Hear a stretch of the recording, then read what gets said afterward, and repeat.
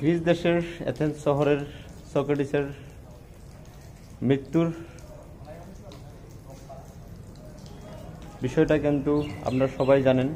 সক্রেটিসকে যে বিষ পান করে মারা হয়েছিল সেই কথাটা কিন্তু দেশের মানুষ, গোটা পৃথিবীর মানুষ কিন্তু ভালো করে জানেন যে সক্রেটিস গরিব ঘরের ছেলে ছিলেন, পড়াশোনা করার জন্য মা বাবার সামর্থ্য ছিল না। তাই এথেন্সের একজন ভালো মনের মানুষ কিন্তু সক্রেটিসকে পড়াশোনা করালেন।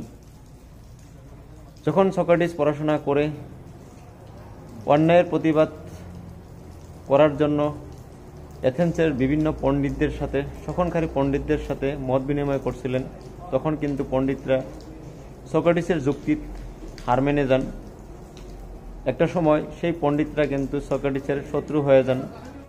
সক্রেটিসকে যখন বিষ পান করে মৃত্যুদণ্ড দেওয়া হয় তখন কিন্তু ওনার সমর্থনরা, সক্রেটিসের ভক্তরা কিন্তু কষ্ট করে আবেগিক মনে, দুঃখ মনে ওখানে বসে বসে তার মৃত্যুটাকে কিন্তু দেখছিলেন। সক্রেটিসের মৃত্যুর পর গ্রিস দেশের এথেন্স শহরের যেটা ক্ষতি, এখনও কিন্তু ক্ষতিটা পূরণ হয় নাই। আরও সক্রেটিস কিন্তু বিশ্বের সারা দেশের মানুষের ইতিহাস, যাই হোক, সমাজে বিভিন্ন গ্রাম অঞ্চলে এখনও কিন্তু শোষণ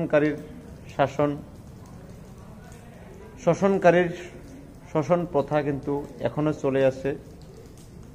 সমাজ ব্যবস্থা যদি এই শোষণকারী পণ্ডিতরা শাসন করে যায় তাহলে গ্রাম অঞ্চল কখনো উন্নত হবে না।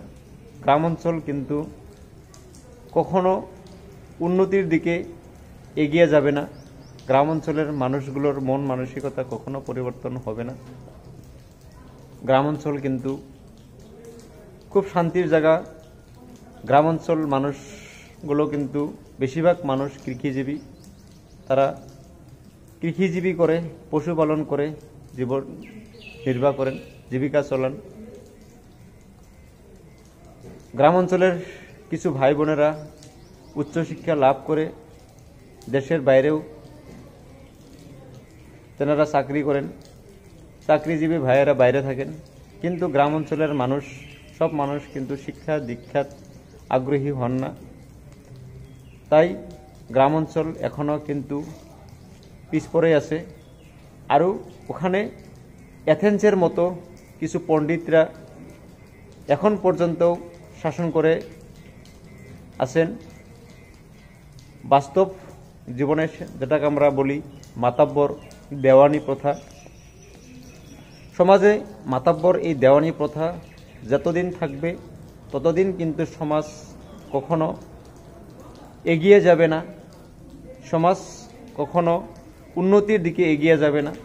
সমাজের যুবক ভাই বোনেরাও কিন্তু এগিয়ে যেতে পারবেন না। তাই সমাজ ব্যবস্থা থেকে এই দেওয়ানি প্রথাগুলো, মাতাব্বর প্রথাগুলো, শোষণকারীর বিরুদ্ধে যুবক ভাই বোনেরা এক হয়ে সক্রেটিসকে যেমন সমর্থন করেছিলেন তেমনি সমর্থন করে আমরা এই প্রথাগুলো বন্ধ করা উচিত।